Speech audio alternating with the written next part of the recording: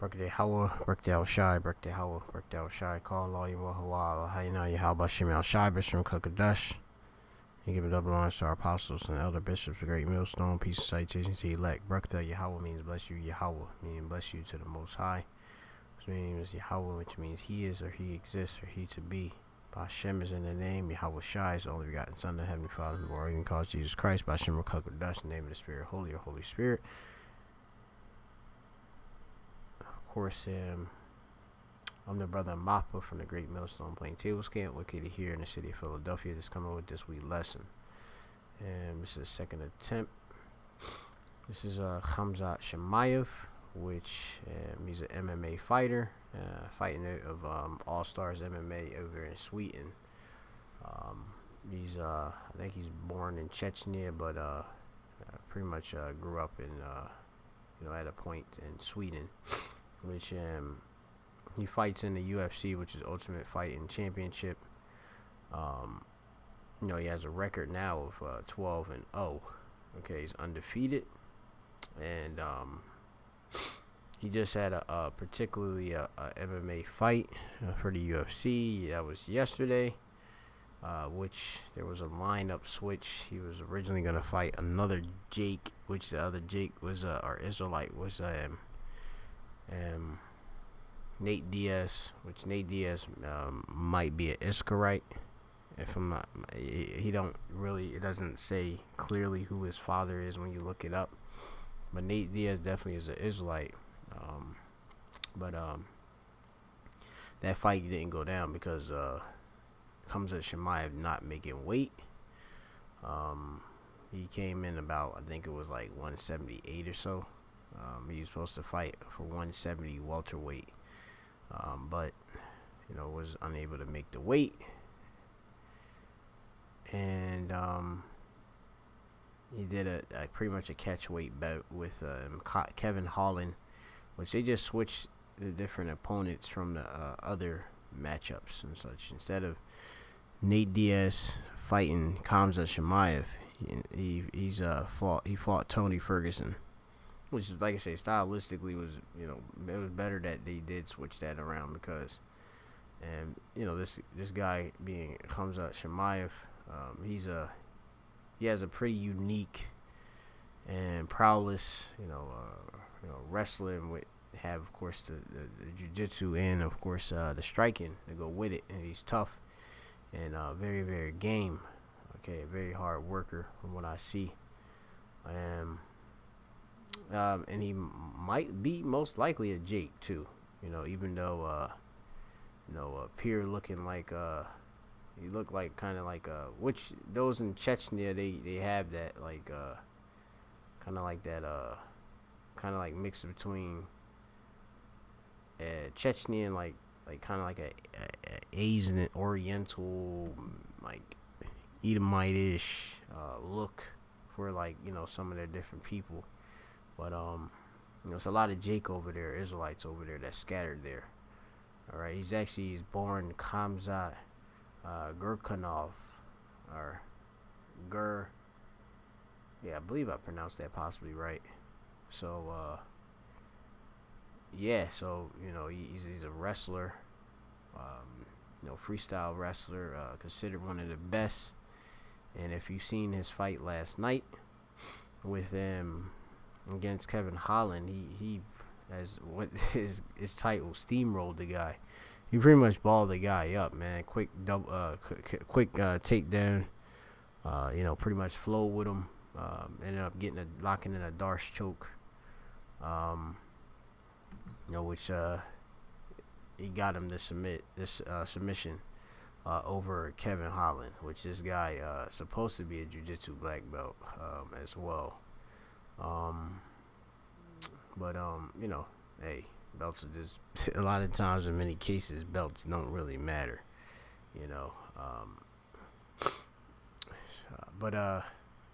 so because Khamzat is just ranked at like a purple belt. But anyway, I say this to bring out this lesson here through the spirit was you had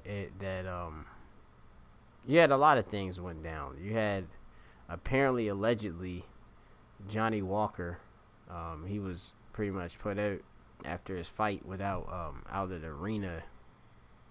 His coach being John Kavanagh, which John Kavanagh is SBG, or Straight Blast Gym Ireland's founder, I believe, if I'm not mistaken. Well, or I don't know about might not be the founder. I gotta double check on that, but he's Conor McGregor's coach. Owen Roddy and all of that. But they say that apparently this guy Johnny Rocker was put out of the arena quick. They want to get them out of there, but he literally was kicked out. That's what they saying allegedly. But Dana White, he ain't really saying that he's not confirming it. So that's it. But Dana White most likely is an Edomite. You try to seem as if he's cool and stuff, but you got them type of Edomites, which Edomites go back to the wicked. All right, so you have it here, which I'm just gonna cover what I wanted for the actual news here, which is Khamzat Chimaev's coach.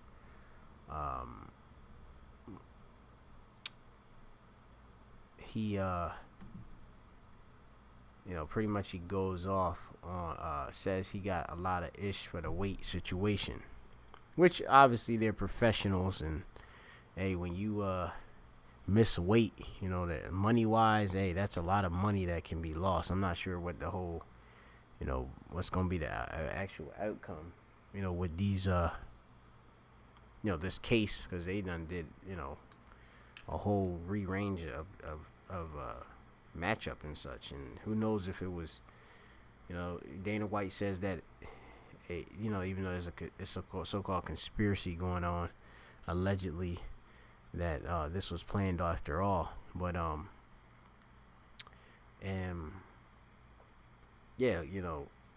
contracts had to be signed, I guess, and they did that pretty quick. But anyway, I'm just gonna play the video and I'm gonna bring out a point. When it comes to Chimaev, I believe he might be a Jake. Was born over in Russia, and he lives out in Sweden. Yao Razazad do another lesson on the guy, because it seemed like he had a bit of a rough, upbringing and stuff, and he just seemed like he gravitated towards Jake. Like he be with I think that's Darren Till from I believe he's Welsh, if I'm not mistaken. He's a middleweight 185er, but UFC fighter. But let me see, I'm gonna play this real quick. Excuse which it don't really matter. I'm gonna try to put it in picture.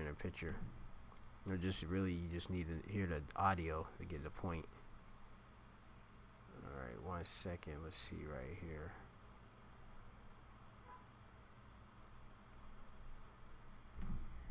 Michael responds to the critics who say that Khamzat intentionally missed weight for his fight against Nate Diaz. Andreas also says that Khamzat and his team turned from the UFC hero to the UFC enemy overnight. And all these that talking about the dietitian and all this, that it's his fault and all this. No, it wasn't his fault. Like going out, trying to make a name out of themselves and show what we're doing wrong or what we're not doing wrong. You understand? Is that you're not gonna make a name on our heads. It was just the way it was. He could have taken more weight, but it didn't, because I'm not gonna risk his life. You understand? So mind your own business. That was a hell of a week. From hero to enemy in the space of 1 day. Thank you guys, thank you. We've been working really hard for this. I can tell you that it's not a holiday when we're over here. It's not a holiday. It looks like glamour and everything like this, but trust me, I haven't slept for 3 days. Literally 3 days. He fought hard, not to get submitted. He fought really hard at this. Yeah, really, because he had it deep a couple of times. This fight I was actually worried about, because We didn't train for an opponent like this. It was totally different. But yeah, they was able to pull it off. So yeah, because the guy, like I said, Kevin Holland's supposed to be a Brazilian Jiu-Jitsu black belt, but he just wasn't. He wasn't really game for that. What he was, it was Khamzat Chimaev was coming, with the response. His wrestling definitely wouldn't be nowhere near close to. Khamzat was a champion with that, and you can see his control.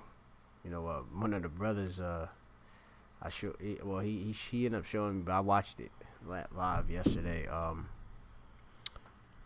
last night, and he's like, that's aerobatics and wrestling. That's the first time I've ever seen it, but it's just flowing. It's just flowing. He flowed with it, and then put in that Darce, got the leg, compressed him, and such, and hey, got submitted Kevin Holland really quick, got the takedown quick, man. Not even, I don't even think he got a punch off that guy, what's his name? Which is very unique to Khamzat Chimaev. A lot of the different opponents he fought never got a punch off. Hey, that shows how effectiveness of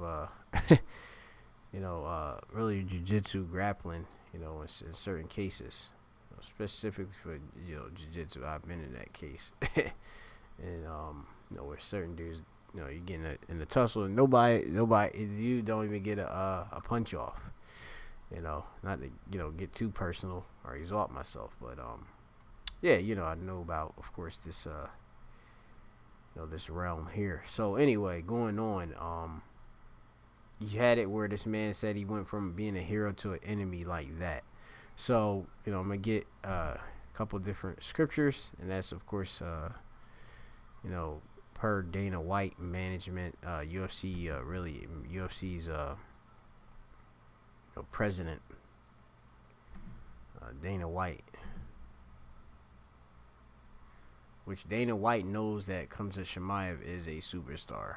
He got a new superstar on his hand, as they calling him really a new villain. He they kind of seem like the bad boy type guy. That's what he pushing. So let me get Never Trust Thine Enemy, because Dana White is the enemy. He is an Edomite, and you're working for your enemy. Now, these fighters are nothing but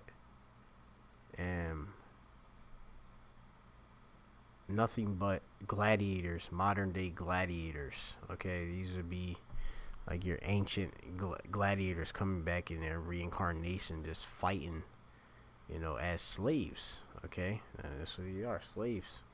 Okay, for your entertainment, for your bread and circus. Now, this is Sirach chapter 12 in the Apocrypha part, original King James Bible, 12 and 10. It says, "Never trust thine enemy, for like iron rusteth, so is his wickedness. Though he humble himself and go crouching, yet take good heed and beware of him. And thou shalt be unto him as if thou hast wiped a looking glass, and thou shalt know that his rust hath not been altogether wiped away." All right.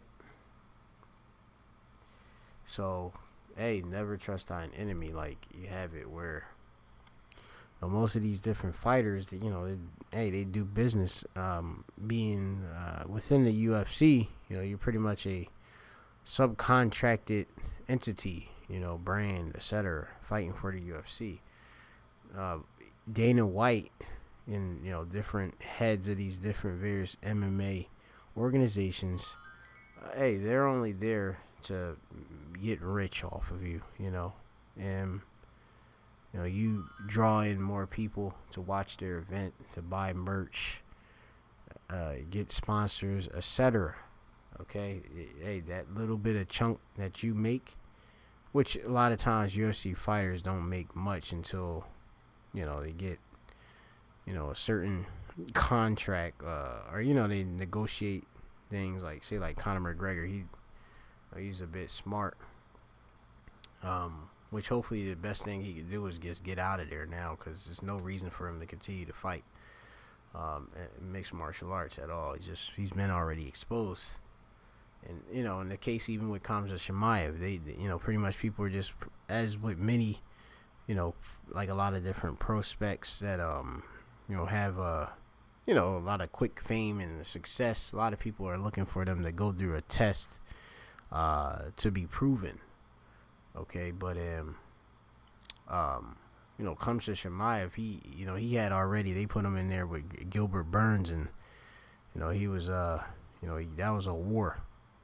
Okay, which Gilbert Burns is another Israelite. He could be like you say, he's from Brazil, I believe. Which we got a lot of different tribes that were brought over there to Brazil. Southern and Northern Kingdom and such. But yeah, you have it that that's the tribe of Asher though. That territory that there, Brazil, Colombia, just the name. What is it? I believe it's Colombia to. Let me just double check. I believe it's Colombia to Uruguay. Is for the tribe of Asher.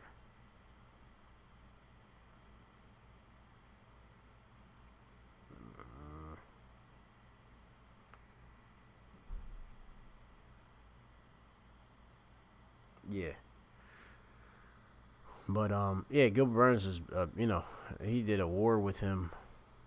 Jiu-jitsu black belt, world champion, like a beast, and Khamzat was able to stand and knock him down and able to not get submitted. And did great,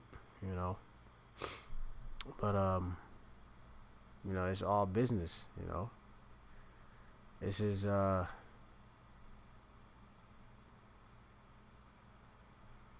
book of Sirach, chapter 12 and 16. An enemy speaketh sweetly with his lips, but in his heart he imagined how to throw thee into a pit, into a trap. All right, definitely, with these contracts. All right. Say you got some fighters, we give 40,000 to show, 40,000 to win, but then you got to get the taxes taken out. You got to pay the different managers, different medicals, etc. That's a lot of money that's taken away. You like I said, you fighting full time. You're a fighter. You gotta, world class. They training multiple times a day. Hey, it's a lot of income going out. All right, pay for different fight camps, train with different coaches, etc. Yeah, it's a lot. So and Dana knows it's a pit, but hey, they're looking to capitalize and make money. All right, UFC. It says he will weep with his eyes, but if he find opportunity, he will not be satisfied with blood. That's right, because this man is a covetous man, and we know that as per the scriptures do tell you about the enemy itself, Esau, Edom, which comes as Chimaev. Most likely is an Israelite, Jake Israelite foreigner. He's working for. Let's see, I damn near done lost my train of thought. I gotta find the precept I'm thinking of.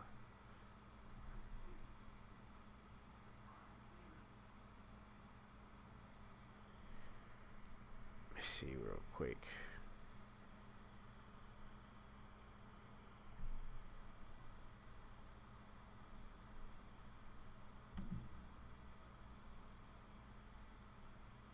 Yeah. Oh, okay. I got you. Habakkuk. That's what it is. Book of Habakkuk, the second chapter.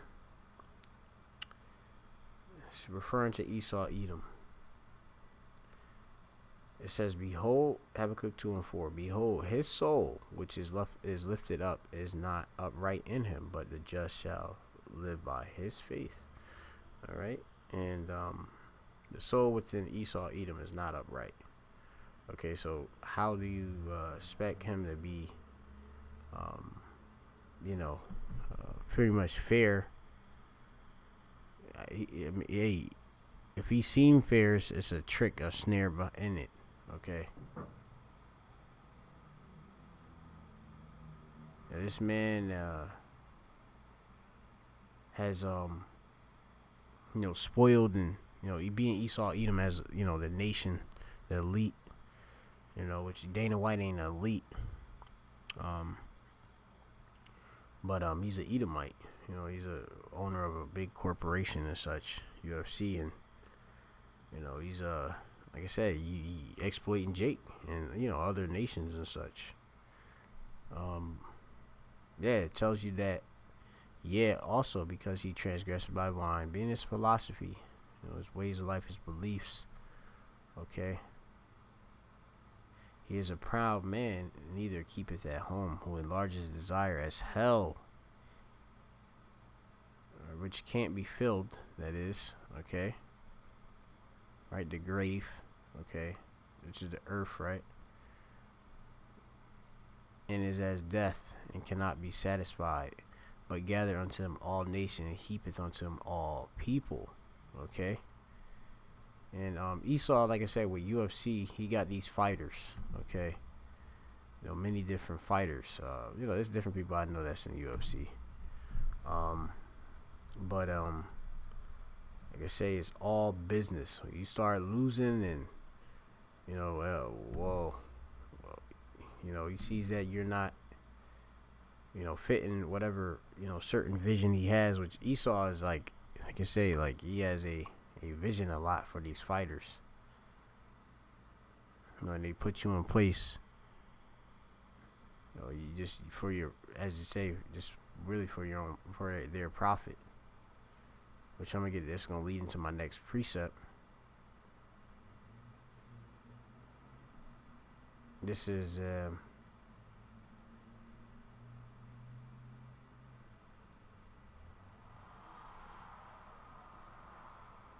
hey, I mean, it's a lot of good scriptures right here. I might use that other one, 22, but this is Ecclesiasticus in the Apocrypha, chapter 13, verse 4 says, "If thou be for his profit, all right, his gain, all right, he will use thee, but if you have nothing, he will forsake thee." Okay, he will leave thee, abandon you. Okay, and he's only using Khamzat for his profit and gain. All right, based on his stardom, Khamzat is smart too. He's using, his flavor, which, like I said, I believe he's a Jake. You know what I mean? He act kind of like wild and crazy, which Jake be acting wild and crazy, but he looked like kind of like Ishmael and such. But like I say, our people have been scattered across the heathen. When I see he comes at Chimaev, you can look at block access. You can see some of his different he got his own YouTube page too. Like swag, how he dress and such. He you got him at DC right there, messing with high crotches and stuff like that. He trying to show him different his method. And I think even him like comes to just like, yo, like I got it. That's American style. I got Chechnyan style. That's comes up right there. Absolute workforce. You see he got rocking a bandana.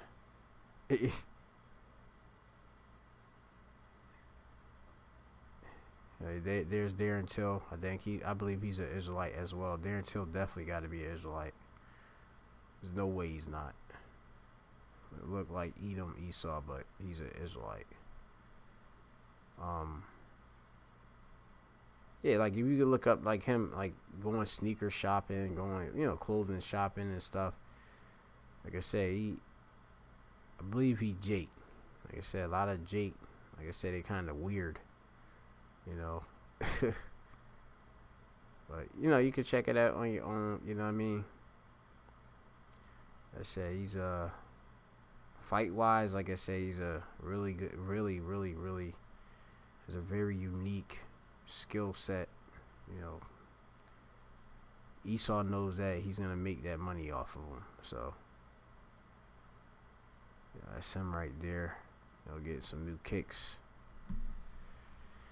He believes in Islam, but our people, you know, they worship wood and stone and such, and you know, we've been, you know, learned, you know, different customs of the heathen and such. So well, that's it. But yeah, I'm gonna bring out this other scripture, and then most likely that should be pretty much it through the Spirit. This is the book of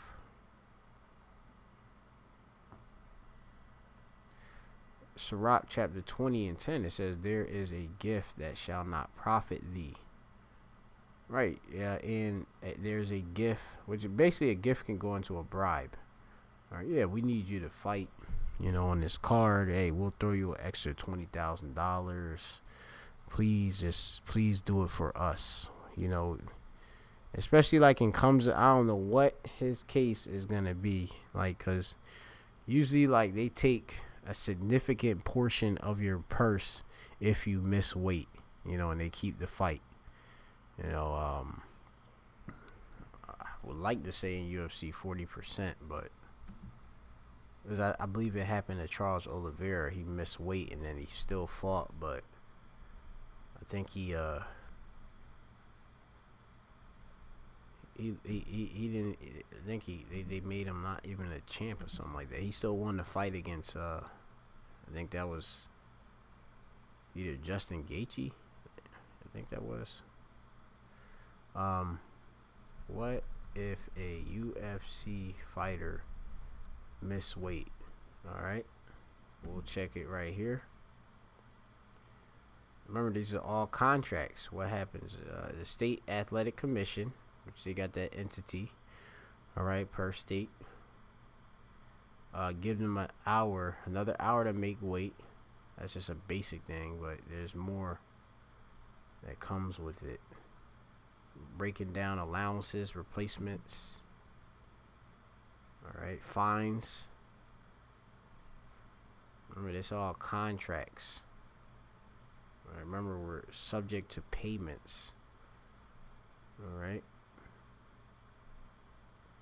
You see it here, the different weight classes, weight divisions.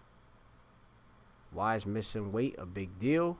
Although missing weight, remember, you know, hey, this is the sport. They try to, you know, make it. You know, UFC didn't originally go by weight classes and things of that nature. You know, really co-founder, you know, UFC going into like Horion Gracie and such.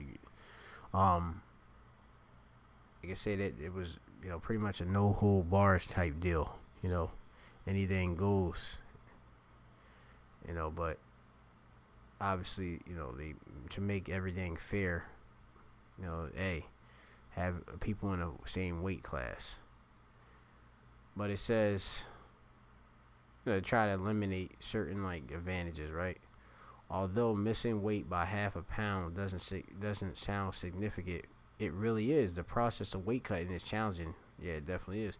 Many fighters have to shred 20 or more pounds the week of the fight to make the contracted weight, right? You see that? Contracted weight. All right. A lot of these fighters don't walk around at no 170 or nowhere near remotely clear, like close to it. A guy like Khabib fighting at, I believe, 155 lightweight. This guy walking around normally over 200 pounds. Khamzat Chimaev, man, tall, lanky guy like that definitely have to be over two. But I believe he tries to keep himself in shape. He trains a lot. But anyway, after a fighter makes weight, they can basically hydrate after all the cutting. Some fighters, you know, you'll see fighters with the different,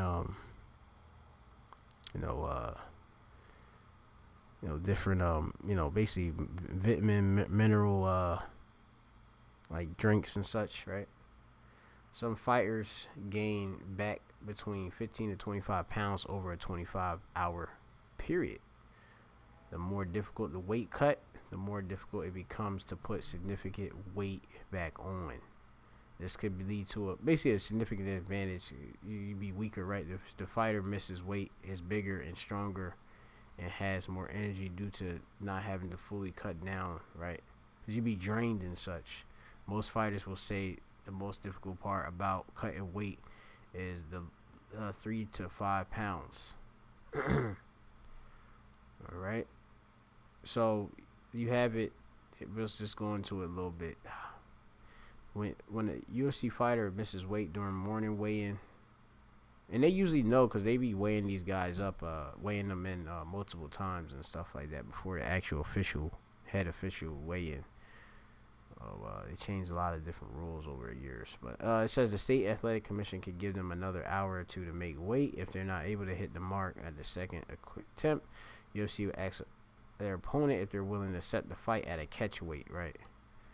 Simply put, a catch weight is a weight limit negotiated and agreed upon by both fighters. However, the fighter who misses weight will have to forfeit about 20 to 30% of their fight purse, depending on how badly they miss weight to their opponent. Typically, missing weight also comes with the consequence of the offender being ineligible for post-fight bonuses, which could be up to $50,000. Like, you got different, based on your performance, they'll give you different fight bonuses.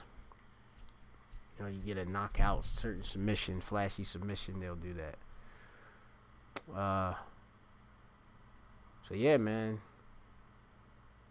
Luckily, they had that dude Kevin Holland in there as a replacement.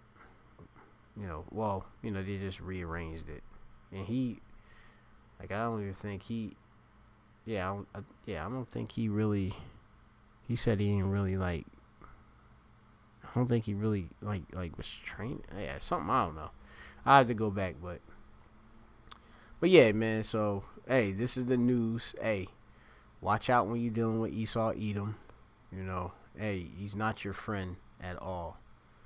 All right, Khamzat Chimaev. I've watched this guy and one of the Block Access's video when he was getting ready for Gilbert Burns. His last weight cut that he did with that.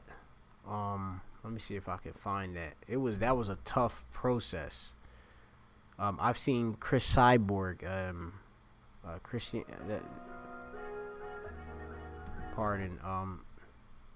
almost die trying to cut weight. For a certain fight. Maybe I'm not sure if that was for the Nunes fight or something like that. Let me see, but you could check them out. I think you could just look at it. And Khamzat he just fought like a couple months ago, I think, against Gilbert Burns. He already up at it, so they pushing him. Let's see if I can find it.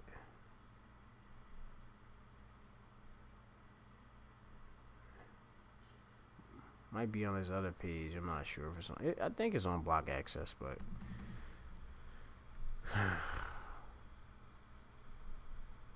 yeah, that's pretty much the lesson through the spirit. I just wanted to cover it in brief.